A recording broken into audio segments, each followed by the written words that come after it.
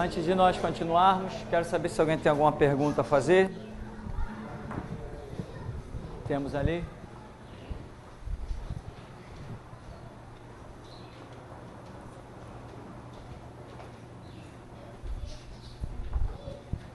Pastor, com relação a essa atribuição do Espírito Santo, da maneira como essa questão de habitar é diferente do Antigo Testamento, o senhor pode comparar ou não tem diferença? Porque eu já ouvi falarem que ele não habitava, ele vinha, agia e saía no Antigo Testamento. O senhor pode comentar sobre isso? Isso é o que realmente nós cremos. De repente podemos crer errado.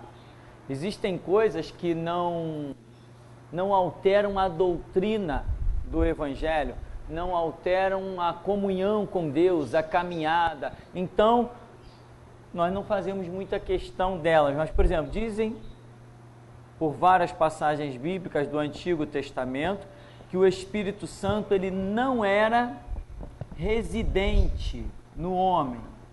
Ou seja, ele não habitava no homem, como Paulo vem dizer no Novo Testamento. Vós sois templo do Espírito Santo que habita em vós, proveniente de Deus.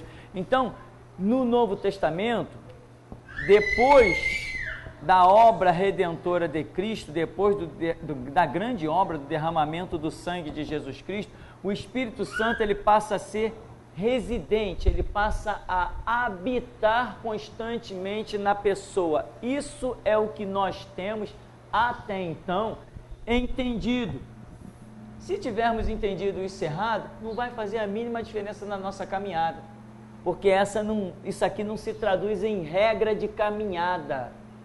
A regra para a caminhada, se o Espírito Santo foi residente ou passou a ser agora, enfim, se não não faz diferença na caminhada. Mas, então, no Antigo Testamento se tem a ideia daquela situação de Sansão, né? Sansão.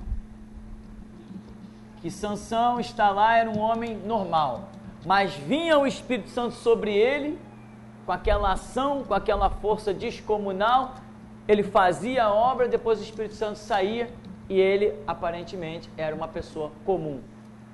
Tem-se essa visão. Então o Espírito ele não era residente. Isso é o que nós cremos até aqui, né? Isso é o que muitas pessoas pregam aí convictamente. Eu creio assim, mas ainda admito que eu possa estar errado. Mas até então, qual é a primeira visão que nós temos? É essa, de que no tempo do Antigo Testamento o Espírito Santo vinha sobre alguém, realizava uma obra e depois ia. E aí se nós pensarmos em Moisés, será que era assim também com Moisés? Será que Moisés tinha o Espírito Santo constantemente na vida dele? Ou o Espírito Santo ele era também nessa base de vem, realiza, profetiza e vai. Vem, julga o povo, administra e vai. Será que era assim? É o que eu estou dizendo, não faz diferença na nossa caminhada. Então eu particularmente, eu não vou me empenhar para descobrir isso. Se eu entendo que descobrindo isso ou não, não vai fazer diferença na minha caminhada. Então eu costumo me empenhar muito pelo aquilo que eu digo assim, não, se eu descobrir isso ou aquilo, isso vai fazer diferença na minha caminhada. Por exemplo, quando o Espírito Santo, eu estava lá na minha quieto, aí o Espírito Santo soprou na minha memória assim, Jesus celebrou a Páscoa. Eu falei, como é que é? Aí aquilo, eu não pude parar na hora, no dia seguinte aquilo estava na minha memória ainda, eu fui lá, abri a Bíblia, eu falei, Jesus celebrou a Páscoa? Aí fui pesquisar, eu falei, caramba, por quê? Porque eu entendi que Jesus celebrou a Páscoa, não tinha ceia para a igreja, eu falei, isso vai fazer diferença na minha caminhada.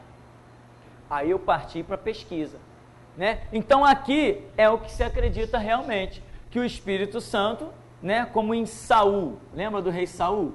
A Bíblia diz que Saul recebeu uma ordem, vai vir um rancho dos profetas passando de tal lugar para tal lugar, você se junta no meio deles e acontecerá que tu vai receber o Espírito Santo, vai profetizar. Aí a Bíblia diz que aconteceu assim, Saul profetizou, O Espírito veio sobre ele, ele profetizou no meio do rancho dos profetas, mas diz que depois nunca mais,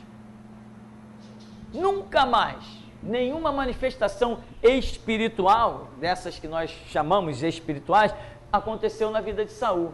Então, peraí, dá o entender de que o Espírito Santo veio, operou alguma coisa, ele até profetizou, depois o Espírito Santo saiu. Mas e aí, ele como rei, se conduzindo no dia a dia, ele não tinha o Espírito Santo morando nele? Então, por isso que eu digo, eu atribuo que eu penso dessa maneira, eu declaro que eu penso dessa maneira, que no tempo do Antigo Testamento, em virtude da obra redentora de Cristo não haver sido ainda realizada no Antigo Testamento, o Espírito ele não é residente no homem, ele opera no homem esporadicamente, mas ele não habita no homem. Tá, eu também creio assim. Porém, eu quero deixar abertos parênteses para que se no futuro eu puder receber um ensinamento diferente, eu receber. Porque será que era assim mesmo? O rei Davi, ele não tinha o Espírito Santo constantemente, não morava nele. Então são coisas que nós cremos. Aí eu te digo, não, se for diferente, se eu descobrir a partir de hoje que o Espírito era residente, que habitava constantemente nos crentes daquela época, isso vai alterar a minha fé hoje? Vai alterar a minha caminhada? Não, não vai alterar em absolutamente nada. Amém, irmãos? Então, em princípio, o que, pode ser que nem todos creem assim, mas o que a grande massa dos teólogos e os seminários ensinam é assim. No Antigo Testamento, no Espírito não habitava no homem. Por quê? Porque Cristo Jesus ainda não havia realizado a sua obra. E agora, depois da obra de Cristo, nós passamos a ser templo do Espírito Santo, que habita em nós todo o tempo. E somente nos abandona se negarmos a obra redentora de Cristo. São duas maneiras de pensar com relação ao Antigo e Novo Testamento, mas eu creio que a vida segue. Pastor, eu gostaria... A pergunta da Maria, pastor, ela diz assim, pastor, eu gostaria de saber se todas as vezes que oramos, temos que sentir a presença do Espírito Santo, ou se orarmos e não sentirmos nada, não estamos falando com Deus? A pessoa tem que ter consciência se está ou não falando com Deus, né? Agora, se eu estiver falando com Deus, eu tenho que sentir alguma coisa? Muitas vezes, quando estamos orando, sentimos muitas coisas até. E às vezes, pode ser que não sintamos nada. Mas eu tenho consciência de que estou falando com Deus. Eu tenho consciência de que o Deus Todo-Poderoso está me ouvindo porque tem a onisciência. Este é um princípio. Agora, o que existe é o seguinte: o que não pode acontecer quando eu estou orando, né? Sentir aquele espírito de reprovação. Porque a Bíblia diz que os nossos pecados fazem separação entre nós e o nosso Deus. E não tem jeito, mas se estamos em falta perante Deus, existe uma espada atravessada na nossa alma, na nossa memória, que nos acusa. Acusa, né? Acusa. Nós sentimos o peso. E aí não tem jeito. Se nós estamos orando e sentindo que temos algo a nos corrigir, não tem jeito. Enquanto não houver a correção, a oração, ainda que seja ouvida, porque até os passos das formigas estão diante de Deus, todo o movimento do universo está diante de Deus, todas, não só palavras, mas pensamentos estão diante de Deus. Então, Deus ouviu? Ouviu. Deus viu? Viu. Deus é testemunha ocular de tudo? Sim, é. Mas ele ouvir uma oração é uma coisa, é fato. atender a oração é outra história. Então, o que nós precisamos saber? Se não existe em nós a acusação, se não estamos diante da mão de Deus, de um peso da mão de Deus que busca nos chamar a um arrependimento. Se eu estou sentindo que Deus nos chama a me corrigir, a me arrepender, e eu endureço o meu coração, embora eu saiba que a minha oração é ouvida, eu tenho que ter consciência de que ela não será atendida. Então, às vezes, uma das maneiras que Deus opera para nos levar ao arrependimento de uma situação é justamente nos dar o sentimento de que aquela oração não foi ouvida. Não é que não foi ouvida. Ele nos dá esse sentimento, como tipo assim, poxa, eu estou orando, mas eu acho que Deus não está me ouvindo. Quando a pessoa começa a ter esse sentimento, é justamente o tratado de Deus procurando levar a pessoa a reconhecer alguma situação. Por exemplo, tinha um jovem aqui nessa igreja uma vez, que ele orava muito, né? E algumas coisas aconteceram. Dentre elas, na vida desse jovem, que eu conversei com ele pessoalmente, ele orava muito e ele tinha um sentimento de que Deus não estava ouvindo. Por que esse sentimento vinha sobre ele? Porque realmente ele não conseguia aceitar a ideia de que um Deus lá no céu, não se sabe aonde, pudesse estar ouvindo um homem aqui fazendo uma oração. Esse era o entendimento dele, que Deus não poderia ouvir os homens falar. Como ele tinha esse entendimento errado, vinha sobre ele o sentimento de que ele não estava sendo ouvido por Deus, de que a oração dele não estava sendo atendida. Mas a oração dele estava sendo ouvida? Sim, mas atendida não seria. Por quê? Como que alguém vai orar a Deus sem crer que Deus o está ouvindo? É uma loucura, mas era isso exatamente que acontecia na vida desse jovem, tá? Então, irmão, quando nós estamos orando, muitas das vezes nós temos sim sinais, mas eu não posso dizer para você, vou falar da minha experiência própria, que se você não sentiu uma presença, se você não sentiu, sei lá, qualquer coisa, que Deus não tenha te ouvido. Porque eu já orei muitas vezes de forma como se nada tivesse acontecido. Fui lá, falei com Deus, expus uma série de coisas, apresentei uma série de coisas para Deus, não senti nenhuma acusação, não senti nenhuma reprovação, orei, terminei a minha oração e a vida continua. Então, como é que eu posso dizer que se não houve nenhuma manifestação em que eu tenha percebido, em que eu tenha visto, sabe, em que eu tenha discernido, se não houve uma manifestação em que eu tenha conseguido detectar, como eu posso dizer que Deus não ouviu a oração ou que Deus não vai atender a oração? Então, isso aí é um campo que a pessoa tem que procurar se perceber se não vem sobre ela um espírito de acusação. Se não vem, segue a vida, vai orando, vai buscando a direção de Deus. Aqui no capítulo 2 ainda, no verso 5, fala o dom de línguas, mais um subtítulo colocado pelas gráficas, em Atos 2, capítulo 5, fala o dom de línguas. Outras versões bíblicas devem ter outra coisa escrita aí nesse título. E diz assim: ora estavam habitando em Jerusalém judeus, homens piedosos, vindos de todas as nações debaixo do céu. Quando, pois, se fez ouvir aquela voz, afluiu a multidão que se possuiu de perplexidade, porquanto cada um os ouvia falar na sua própria língua. Estavam, pois, atônitos e se admiravam, dizendo: vede, não são porventura galileus todos esses que aí estão falando? E como os ouvimos falar, cada um em nossa própria língua materna, né? Aí ele vai dizer ali de todas as nações das quais eles são.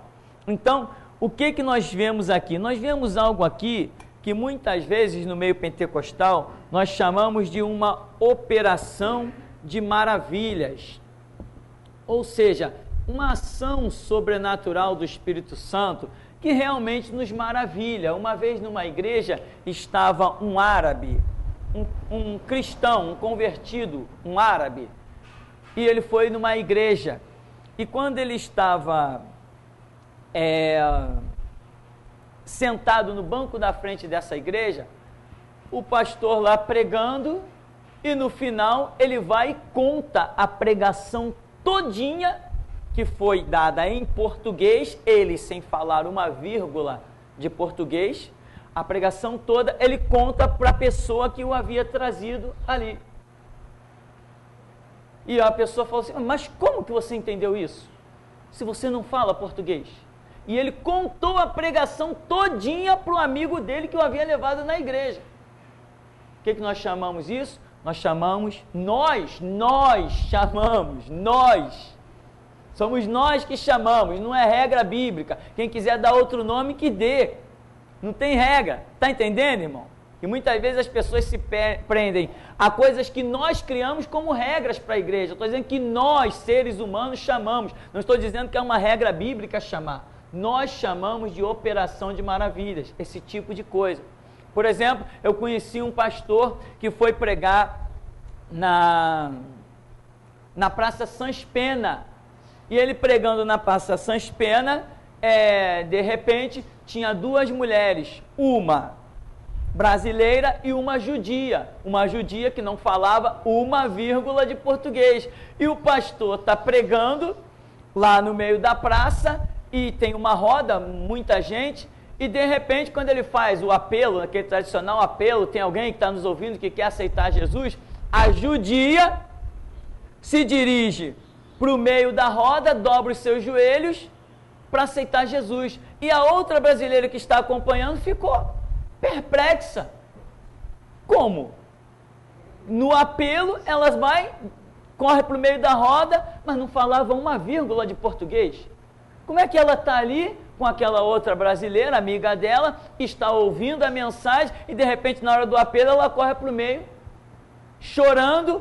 Aí o pastor tentou falar com ela, não conseguiu falar nada, e vem a amiga, não, ela não fala português, não, então o que aconteceu com ela?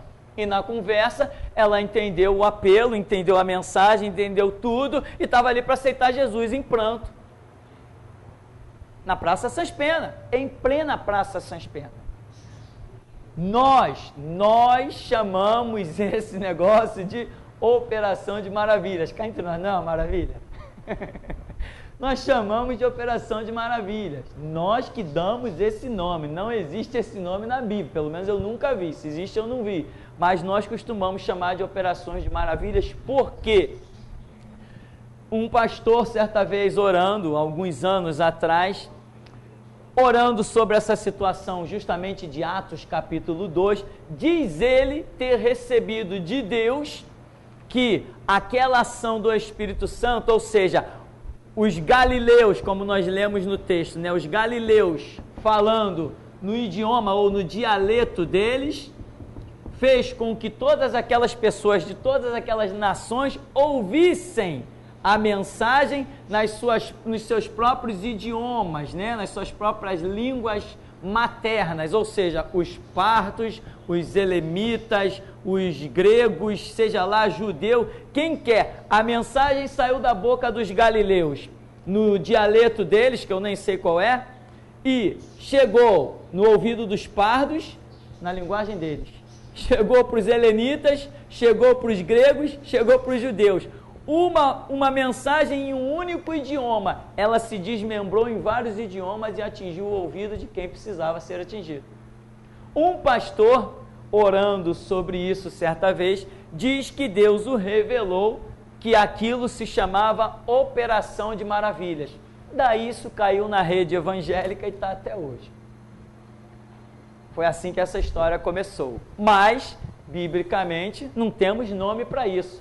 Eu chamaria o quê? Ação do Espírito Santo. Só chamaria isso. Seria o nome que eu daria.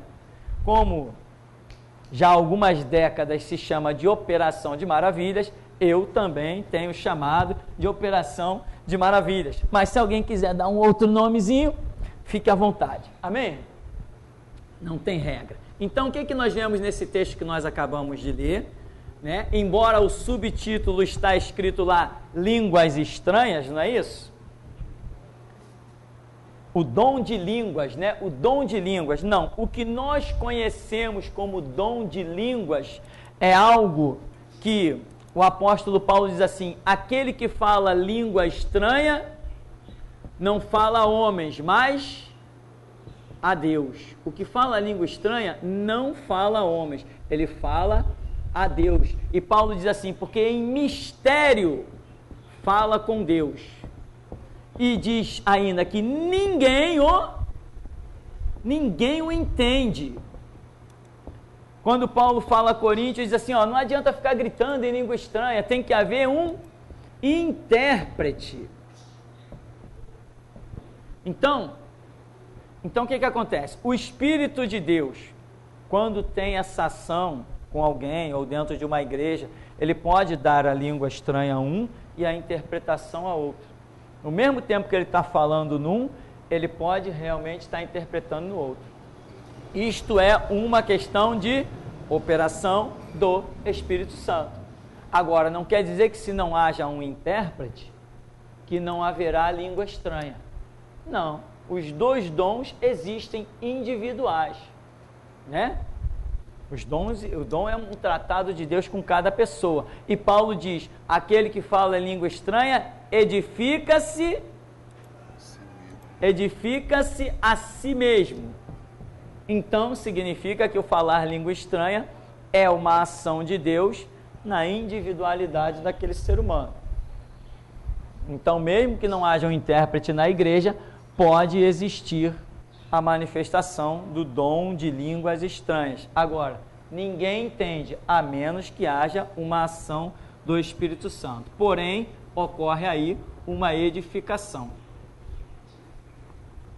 Agora, esse negócio de língua estranha, já vi muita gente até desviada, porque as pessoas confundem o falar línguas estranhas com o ter o Espírito Santo. Não. Uma coisa não tem a ver com a outra. Ou seja, quem não fala língua estranha, então não tem o Espírito Santo. Isto é uma loucura. Este ensinamento não faz parte do Evangelho. E o que nós já vimos dentro de muitas igrejas aí? Por exemplo, eu conheci casos de igrejas presbiterianas que acreditavam que a pessoa tinha que ser batizada nas águas e depois ser batizada no Espírito Santo. E depois criaram já essa regra maluca, regra louca, que não existe na Escritura. E o pior, além de ser batizado nas águas, ter que ser batizado no Espírito Santo, para confirmar que foi batizado no Espírito Santo, tinha que falar língua estranha. Aí eles, na hora de um batismo lá, eu te batizo em nome do Pai, do Filho e do Espírito Santo, amém. Banhou a pessoa, agora vai ser batizado no Espírito Santo. E aí começava todo mundo ali, os diáconos, presbíteros, pastores, a orar em cima da cabeça da pessoa, até ela falar língua estranha. Enquanto não falasse língua estranha, não saía dali. Por final das contas, o camarada fazia o quê? A primeira língua assim que ele podia imitar, ele começava a imitar para se livrar daquela situação.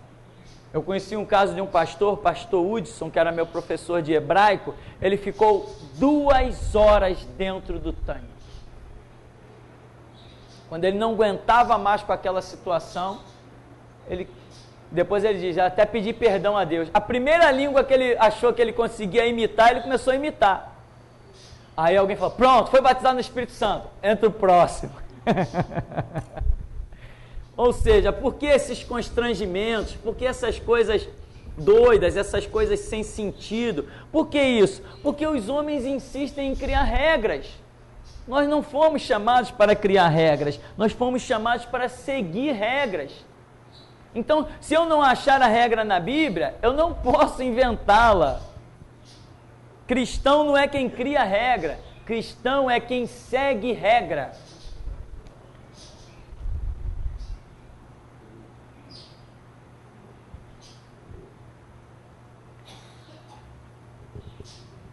Pirani, a respeito, está falando da língua, né? Falar em língua estranha. Lembra que eu trouxe a dona Silvia aqui, uma senhora de quase 90 anos, e ela estava com depressão profunda, né? E a princípio eu falei para ela que eu ia trazer ela aqui no culto, e de manhã, aí eu eu resolvi perguntar se ela queria vir na aula de manhã. Ela falou que queria, só que ela nunca frequentou a igreja, né, evangélica e tal. E aí, quando depois da aula, eu perguntei a ela, a senhora entendeu como quem diz? Eu falei assim, pô, ela não entendeu, né? Porque até a gente que vem na primeira vez, a gente fica, né? A gente tem uma certa dificuldade e tal. Algumas coisas que tu fala que né, é muito do Espírito Santo. Então, ela falou que tinha entendido perfeitamente o que tu tinha falado. A aula, né? Você tinha dado a aula, ela entendeu perfeitamente. E olha que pelo decorrer que você já sabe que nós conversamos, e como ela realmente entendeu mesmo, entendeu? Como tudo aconteceu depois, né? Exato. O que é isso? Às vezes a gente acha que a pessoa não vai compreender, mas o Espírito Santo, ele tem um nível de fala para cada um. Ele tem um nível de fala para cada um. Então aqui, o que nós vemos? Não ocorreu ali o que nós costumamos chamar de dom de línguas. Por quê? Porque o dom de línguas é aquele que fala em mistérios, fala a Deus, ou aquela questão da interpretação. Isso aconteceu ali em Atos? Não. O que foi dito foi muito bem entendido pelos homens que eram de várias nacionalidades que ali estavam. Então o Espírito Santo usou uma mensagem e traduziu aos muitos ouvidos. Isso não é chamado, pelo menos por nós, tradicionalmente, não é chamado dom de línguas. Não aconteceu o dom de línguas ali. Aconteceu uma operação de maravilhas. E muitas vezes você fala, por exemplo, quantas pessoas já pregaram para outros em coma. Pregaram para pessoas em coma. A pessoa está ali, em cima de um leito de hospital, sem a mínima condição. Pode mexer o dedo? Não mexe. Pode piscar o olho? Não pisca. Está em coma, cheia daqueles aparelhos, daquela situação terrível que muitas pessoas acabam passando. E, de repente, a pessoa, como eu conheci uma experiência, a pessoa chegou no hospital e lá está uma situação dessa, um quadro desse, estático. E a pessoa recebe de Deus, prega para ela. Mas, Senhor, não está nem ouvindo, prega. Amém, meu irmão? Prega. Pregou, quando virou as costas, a pessoa faleceu. Ela ouviu ou não ouviu? Ah, se ouviu. Amém, irmão? Então, o que é isso? É mais ou menos o que nós estamos vendo aqui. Então, que tipo de tradução o Espírito Santo fez aí? Será que aquela pessoa ouviu a pregação pelos próprios ouvidos, pelo tímpano? Ou será que o Espírito Santo traduziu aquela mensagem de maneira que jogou lá dentro, direto do espírito da pessoa? Ou o que o Espírito Santo fez? Eu não sei. Mas essas são as que nós chamamos operações de maravilhas, ou ação do Espírito Santo, ou coisas transcendentais. Olhos não viram, nem ouvidos ouviram, nem jamais penetrou ao coração humano. Amém? Antes de nós encerrarmos, então, tem alguma pergunta para nós finalizarmos? Tem? A pergunta de uma irmã, ela diz assim: pastor, por que uma pessoa católica ou um ateu, tendo contato com as verdades bíblicas e tendo visto de perto a operação de Deus, não se converte de jeito nenhum? É como se o Espírito Santo não conseguisse entrar de jeito nenhum? Por quê? Ao contrário, o Espírito Santo entra de qualquer jeito para fazer a obra, né? Qual é a obra? Convencer do pecado, da justiça e do juízo. Alguém impede o Espírito Santo de realizar a sua obra? Não. Então ele entra e convence do pecado, da justiça e do juízo.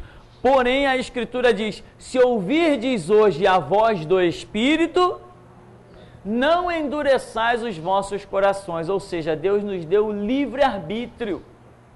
Então, mesmo que o Espírito Santo chegue e faça a obra dele, nós temos liberdade para dizer quero ou não quero. Então o Espírito Santo faz. Se ele mandou pregar, se ele mandou entregar um CD, se ele mandou presentear com uma Bíblia, com um louvor, se ele mandou fazer alguma coisa, a gente vai e faz, e a obra dele ele fará. Mas todos nós temos o livre-arbítrio. Não tem pessoas hoje que ouvem a restauração e dizem assim: ah, é mesmo, poxa, uma palavra, é uma boa palavra, mas não quero. Pastores já ouviram a restauração, não quero. Crentes de várias igrejas já ouviram a restauração? Não quero. Por quê? Uns entendem que se renderem à restauração, terão que deixar de ser pastor para vir sentar no banco. Ah, não, eu não quero isso. Outros entendem que não vão mais poder ser os diáconos privilegiados, nem os presbíteros das suas igrejas. Ah, não, eu não quero isso. Então, por causa dos seus privilégios, dos seus orgulhos, eles acabam fazendo uso do seu livre-arbítrio, eles acabam endurecendo o seu coração. Então, você prega para um católico, ele diz, não, eu nasci católico, vou morrer católico. Mas o Espírito Santo fez a obra dele? Fez. Infelizmente, ele vai morrer católico. E não só católico, outras coisas mais. Não, a minha família era toda espírita, eu não vou deixar de ser espírita. Eu conheci uma pessoa, por exemplo, de família, de macumba mesmo, que quando essa pessoa diz assim, não, eu não quero mais saber de catolicismo, eu não quero mais saber de macumba, eu vou para a igreja dos crentes. Os filhos disseram, que isso? Tu sempre foi católica, nós somos católicos, nós somos espírita, vai para a igreja nada, não vai nada. E os filhos proibiram e ela aceitou a proibição. Infelizmente morreu. Né? Ou seja, para seguir a Jesus, mesmo quando o Espírito Santo convence, nós temos que ter atitude. Então, o Espírito Santo convence o católico, o macumbeiro. Ora, o delegado espírita lá, o delegado macumbeiro disse o quê? Eu te ouvi a semana toda, agora você vai ter que me ouvir. Eu falei para ele, não tenho que te ouvir nada, não vou te ouvir nada, não tenho satisfação a te dar. Quem disse que eu vou te ouvir? Mas ele disse o quê? Eu te ouvi a semana toda. Caramba, ele ouviu a semana toda? Não se converteu?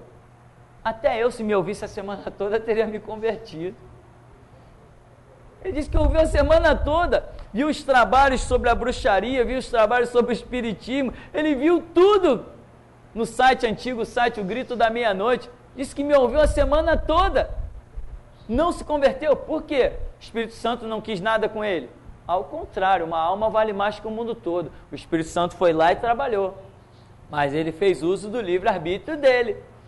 Não quis. Se não quis, não quis. Amém? E Deus trará toda a obra a juízo. Mais perguntas para encerrarmos? Não? Não? Então vamos agradecer a Deus nessa manhã.